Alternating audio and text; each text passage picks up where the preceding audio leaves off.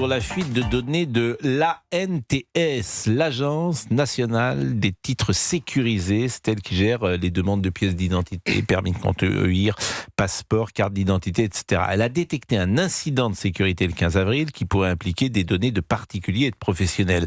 Le souci, c'est qu'on a le sentiment qu'il y a des hackages, je ne sais pas si on le dit comme ça, hackages. Des hackages. Des hacks.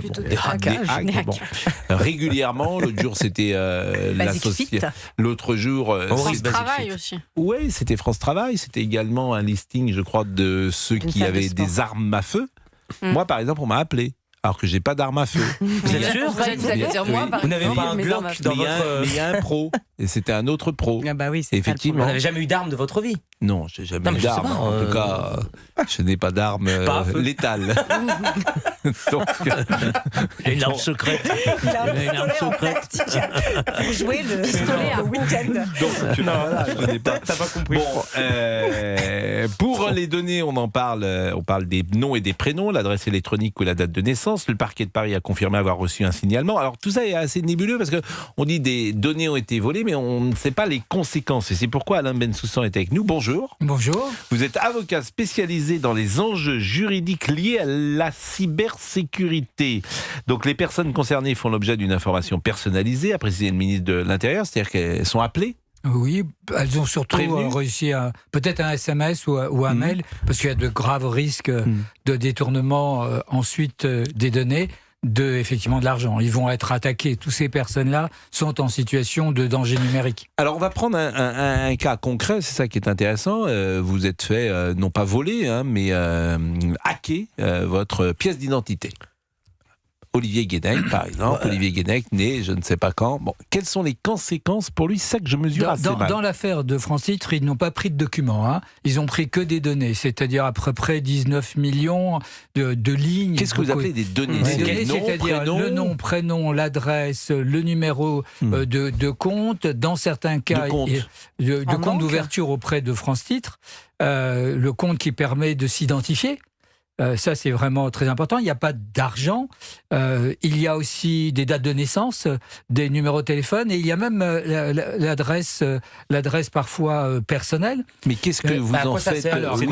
C'est ça que je saisis mal. Une fois que je peux donner mon nom, mon adresse, je ne la donnerai pas. Mais je peux la donner. Je peux donner mon nom, je pense qu'ils l'ont. Je peux donner ma date de naissance. Vous tapez sur Wikipédia, vous avez tout ça. Pour les gens célèbres comme vous, cher ami, mais pour les autres personnes, les noms, prénoms. Aujourd'hui, avec le numérique, vous allez sur Facebook. C'est extrêmement dangereux. C'est extrêmement dangereux, et notamment pour les personnes âgées ou les personnes un peu faibles, parce que avec le nom, le prénom, la date de naissance, et le fait c'est ça qui est important, et le fait qu'ils aient fait une action particulière, une demande de titre, carte d'identité, permis de conduire, eh bien ils vont se faire passer, ils vont prendre effectivement l'image de France Titres et leur demander l'accès à leur compte bancaire, de virer de l'argent, de les mettre en situation de tension. C'est clair pour les personnes âgées. Parce que ça tombe forcément entre les mains de criminels, entre guillemets, quand c'est le cas d'un acte comme ça. Ça tombe forcément entre les mains de gens malveillants, de criminels, de gens qui veulent nous soutirer de l'argent. Oui, mais enfin, quelqu'un qui vient vers vous et qui vous demande votre compte bancaire, vous n'avez pas lui donner. C'est extrêmement bien fait. C'est extrêmement bien fait. D'abord, pour avoir ces fichiers, il faut aller sur le dark web, c'est-à-dire la partie effectivement très peu connue, et les gens achètent ces millions de noms, de prénoms et d'informations. Ensuite, ils envoient des centaines et des centaines de mails, des centaines et des centaines de SMS avec l'adresse physique, l'adresse électronique, avec le numéro de téléphone, en leur disant vous avez un colis, vous allez recevoir une demande d'un de vos enfants. Et grâce à cette masse d'informations, les gens effectivement sont surpris et se trouvent crédibles. C'est extrêmement bien fait. Pardon, non, en fait, moi j'ai une expérience. La CNIL m'avait envoyé un mail Sarah avec. Salman, qui est avocate également. La CNIL m'avait adressé un mail vraiment bien fait en disant c'est adressé aux avocats, vos données, etc. Mettez-vous à jour. Et je regarde le numéro de la CNIL, je me fais rappeler et ils avaient réussi à imiter le numéro de la CNIL quand ils me rappelaient. Donc c'est extrêmement crédible en réalité. Ne me demandez pas comment ils font, mais quand j'ai appelé la vraie CNIL, ils me disent c'est une arnaque et beaucoup de vos confrères se sont fait avoir. Et surtout qu'on ne peut rien faire, c'est-à-dire qu'on ne peut pas agir sauf à engager une action de groupe. La plupart des gens qui ont perdu de l'argent n'ont que les yeux pour pleurer. Alors, les conséquences, elles sont ennuyeuses, voire graves, importantes, mais elles ne mettent pas encore en jeu tout l'équilibre de la société française. Mais est-ce qu'on peut imaginer de pirater le ministère de la Défense, de pirater, pourquoi pas des... Le ministère de l'Intérieur a été piraté. Là, c'est le ministère de l'Intérieur. Oui, mais d'avoir accès... Ce que je veux dire, c'est que est-ce qu'on peut avoir... Alors, je vais dire quelque chose qui peut choquer peut-être, mais il y a des gens qui nous écoutent. Est-ce qu'on peut avoir accès, par exemple, au code nucléaire en piratant, pourquoi pas Alors évidemment, les gens vont dire non, bien sûr, tout le monde dit non, mais qu'est-ce que vous en savez? C'est-à-dire que quand il y a une entreprise comme ça de piratage, je crois que c'était la Société Générale qui avait été hackée, avait dit ça ne se reproduira plus jamais. Tout le monde dit ça. Mais effectivement, est-ce qu'on peut vider les comptes de toute une banque? Toute une banque, non, mais vider vos comptes, oui. Ça c'est clair. En fait, ce qui se passe aujourd'hui, c'est que le niveau... Mais comment ? Alors, ce qui se passe aujourd'hui, c'est que chacun d'entre nous utilise des moyens électroniques avec des mots de passe et des identifiants qui sont assez faibles, pour pas dire très faibles. Et le problème, c'est les murs de protection. Ces murs de protection, ils étaient attaqués par des gens, des geeks, c'est-à-dire vraiment des spécialistes du domaine. Des vraies personnes, Voilà. Mais aujourd'hui, grâce à l'intelligence artificielle, on est en présence d'une sorte de cobotique mafieuse. C'est-à-dire qu'il y a à la fois ces geeks qui attaquent, mais il y a aussi l'utilisation de l'intelligence artificielle qui viennent en support de ces attaques. Et donc, ces millions et millions d'informations qui touchent des millions de Français fait que les gens baissent leur niveau de protection. Et là, par exemple, l'exemple que je citais d'un compte bancaire, par exemple, le compte bancaire, on cible le compte bancaire de M. Fenech, et puis on met l'intelligence artificielle dessus, et demain, il n'a plus rien sur son compte. Alors, ça se passera en général à travers lui. C'est-à-dire qu'il va se retrouver... Alors, lui va résister, mais pour beaucoup de gens, quand on dit il faut que vous transférez 5 000 €, c'est des petites sommes qui sont généralement prises et s'ils multiplient, beaucoup de gens acceptent de donner leur compte bancaire, acceptent de donner leur code sur leur compte bancaire. Parfois, ces codes sont très très faibles, même si mais là, si c'est des petites sommes, quand vous dites petites sommes, non, mais vous videz pas des comptes avec 5 000. On nous dit quand même de ne jamais répondre et qu'un organisme officiel ne nous enverra jamais un mail pour obtenir ce genre d'informations. Moi, ma question, elle était différente quand même. C'est pas tant 5 000 €, c'est par exemple, vous avez un milliardaire ou vous avez quelqu'un, vous savez, un joueur de football, et vous ciblez le joueur de football et puis vous lui videz son compte. Est-ce que ça, c'est possible ou pas? Et on est un peu suspendu aux lèvres d'Alain Bensoussan, qui est avocat spécialisé dans les enjeux juridiques liés à la cybersécurité, parce qu'on a le sentiment que aujourd'hui on peut être piraté, toutes nos données peuvent être piratées. Alors parfois même notre courrier personnel, et puis parfois notre courrier professionnel, voire nos informations personnelles. On parlait des banques il y a un instant. Ça se multiplie. Alors quand ce sont encore là des petites choses, entre guillemets, un courrier personnel... Non mais je disais tout à l'heure, les exemples que je prenais, est-ce que des hackers arrivent dans le ministère de la Défense et commencent à balancer des informations ou à couper le système de la même manière? Moi, on m'avait expliqué l'eau. Vous entrez dans le système de l'eau et vous faites en sorte que où il n'y a plus d'eau, que l'eau devienne empoisonnée. C'est possible, ça? L'eau du robinet. Je vous pose la question. Tout à fait. Aujourd'hui, les systèmes informatiques et leur niveau de protection ne sont pas suffisamment protégés au regard de la double attaque. Première attaque de technicité et l'attaque utilisation. Mais l'eau, par exemple, il y a quand même l'ANSSI. L'eau, c'est intéressant. L'eau, l'électricité, le nucléaire. C'est-à-dire l'eau. L'eau du robinet. Ça n'est qu'un problème de mot de passe. Il n'y a plus d'eau. Demain, une attaque géante peut... On coupe l'eau. Il y a plus d'eau. Vous avez des systèmes électroniques partout. Vous avez des systèmes électroniques partout avec des systèmes de sécurité qui sont faibles. C'est exactement comme si vous avez un robinet qui est fermé, vous l'ouvrez et vous créez un dégât des eaux. Le problème aujourd'hui, c'est que l'attaque électronique se généralise et se simplifie grâce à l'IA. Pour répondre à la question. Oui, mais l'administration. Si, moi j'ai la réponse. Georges Fenech. Il l'a aussi, bien sûr.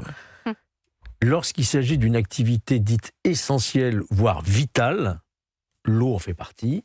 Il existe un organisme très officiel qui s'appelle l'ANSSI, que vous connaissez très bien, oui. l'Agence nationale de sécurité intérieure, qui fait des contrôles très pointus dans toutes ces régies de l'eau, etc., n'est-ce pas, et qui oblige à un niveau de sécurité XXL.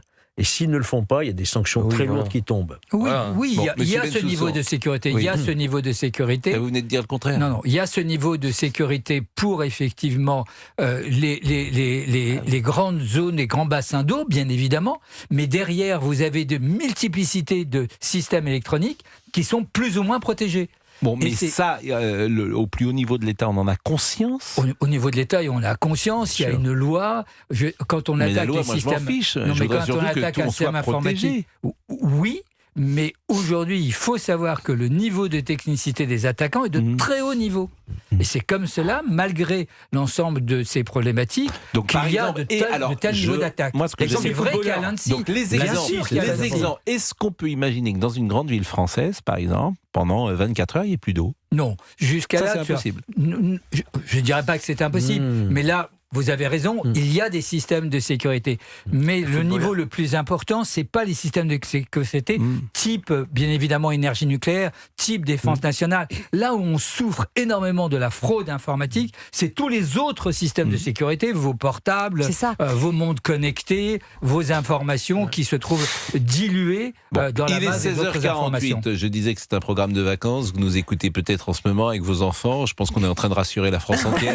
Il y a des enfants derrière en voiture qui sont en train de dire « Papa, c'est vrai ce qu'ils disent le monsieur à la radio ?» Caroline Iturbide. Ça va dans le sens de ce que vous dites et c'est très égoïste. Mais bon, certains ici connaissent mon égoïsme dans cette émission parce que je voudrais revenir mais justement à quelque chose de très personnel. Ça veut dire que j'ai l'impression, en vous entendant, que... Non mais je pense à moi, mais c'est pour tout le monde que je dis ça, que c'est juste une histoire de mot de passe.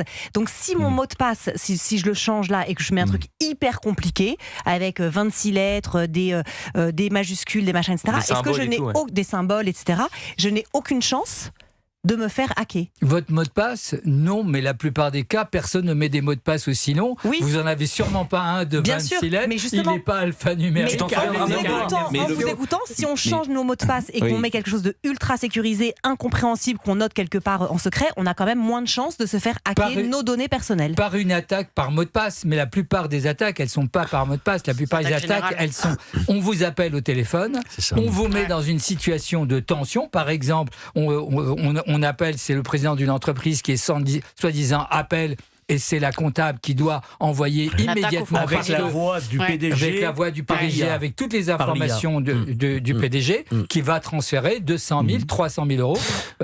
Et j'ai un nombre de cas. Et ça arrive. On va parler du hacker pour un compte bancaire, mais un petit mot. On est tous ici autour de la table et on a je ne sais pas combien de comptes avec des mots de passe différents. Parfois, ça va de halluciner. D'ailleurs, où on a un compte... au Super U, en passant par... Bon, ça sert à rien. Et on met toujours le même mot de passe. Et moi, j'ai une question, justement. Je mets toujours le même mot de passe. On met les mêmes mots de passe, et à partir de quand vous considérez qu'un mot de passe est bien sécurisé ? Il faut au moins 10 caractères avec des caractères spéciaux, des chiffres et des lettres, et des caractères spéciaux. Vous avez raison. Il faut être au moins 12 à 13 caractères. Alors le problème, c'est que la probabilité pour qu'on tombe dessus, mais ils attaquent systématiquement sur des millions d'attaques, et il y en a une qui passe. Mais la plupart des gens n'ont pas ça. Ils ont des mots de passe qui... Pascal Pro, hâte. Mais moi, j'ai... Vous, c'est 000. C'est 1, 2, 3, 4. Ah non, alors là, sur il va donner son mot de passe. Non, mais sur mon portable, effectivement, c'est 000 sur mon portable. C'est vrai ? Mais je jure, changé. Non, mais là, parce que... Il a rien à cacher. C'est mon portable, j'ai rien à cacher. Dans la rue, si quelqu'un vous cambriole. Mais dans la rue, j'ai 10 officiers de sécurité autour de moi. J'ai une armée. Non, mais dans la rue... Mais vous avez... Non, mais changez quand même. En revanche, j'ai, comme tout à chacun, des mots de passe. Et c'est souvent le même. Il y a des petites variantes quand même, pour tout vous dire. Les chiffres varient. Les chiffres varient. Vous avez un gros risque que quelqu'un avec un téléphone comme celui-ci s'aperçoive que vous êtes en Bluetooth. À partir du Bluetooth, se connecte directement avec 00. Évidemment. Avec 00. Dites-moi, c'est quoi ? Vous savez faire ça ? C'est quoi ? Qu'est-ce que vous savez faire ? Mais il n'y a pas que moi. Non, mais j'ai pas compris. Qu'est-ce que vous faites? Là, moi, je suis pas en Bluetooth. Vous n'êtes pas en Bluetooth. Vous êtes peut-être si, en mais pour Wi-Fi. exemple, moi je veux bien faire un Oui, alors on va faire un je ne peux pas vous hacker en distance. Hackez-moi, monsieur. Mais je ne vais pas vous hacker en distance. Pourquoi voulez-vous que je vous hack en distance? Je dis simplement que si vous regardez autour de vous, il y a des gens. J'ai un visiteur, je ne sais pas qui c'est. Visiteur, c'est sur Wi-Fi d'Europe 1. Et j'ai Wi-Fi là. C'est tout ce que j'ai par rapport. J'étais dans le Wi-Fi pour regarder s'il y en avait qui étaient branchés en Wi-Fi. Mais il y a des gens qui sont entrés en Wi-Fi parce qu'ils ont utilisé leur Wi-Fi pour se connecter à leur ordinateur. Puis ils ont coupé leur ordinateur. Et comment vous faites pour hacker juste comme ça? Ils ont pas. Et qu'est-ce que vous faites après? Mais quelles sont les conséquences de me hacker? Vous allez avoir quoi? C'est simplement que j'ai quelqu'un qui est Jabra Panax 450 qui alors ça c'est chez moi. Et puis après, iPhone de Sarah, c'est moi. iPhone de Sarah 2. C'est moi.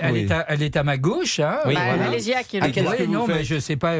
Pour l'instant, je vais essayer de m'associer. On va s'associer. Voilà. J'ai une demande d'association. J'ai un code 359 284. J'ai jamais vu Non, mais avec un peu de connaissance, ce qui veut dire c'est qu'il peut rentrer dans votre téléphone. Il aura accès à tous ses mails. J'ai accès à ses mails, j'ai accès à ces possibilités-là. Mais vous savez il faut qu'elle réponde là, quand faut que je même. fasse jumeler, il faut que j'accepte. Oui, mais si elle jumelle pas. Et il se passe rien. Il se passe rien. Mais donc vous pouvez pas tous ensemble pour jumeler. Je prends votre portable, je connais le mot de passe maintenant, donc je le prends dans la rue. Je sais que c'est 0000. Et je peux jumeler maintenant, donc je connais votre mot de passe.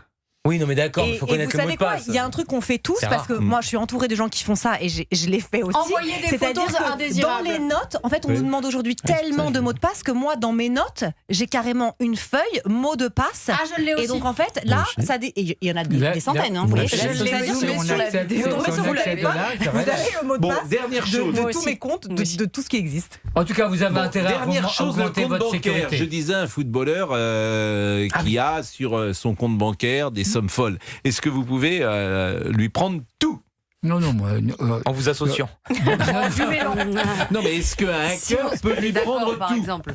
Et je rappelle que vous êtes Monsieur Bensoussan, avocat spécialisé dans les enjeux juridiques liés à la cybersécurité. Alors, je pose la question différemment. Est-ce qu'il y a dans le monde quelqu'un dont le compte bancaire, qui était un compte bancaire très important, a été hacké et a tout perdu? Il y a plusieurs affaires de comptes bancaires, notamment, c'est bien une des difficultés que l'on a pour lutter contre les escroqueries au Bitcoin, toutes les attaques des personnes d'une famille qui ont des comptes au Bitcoin.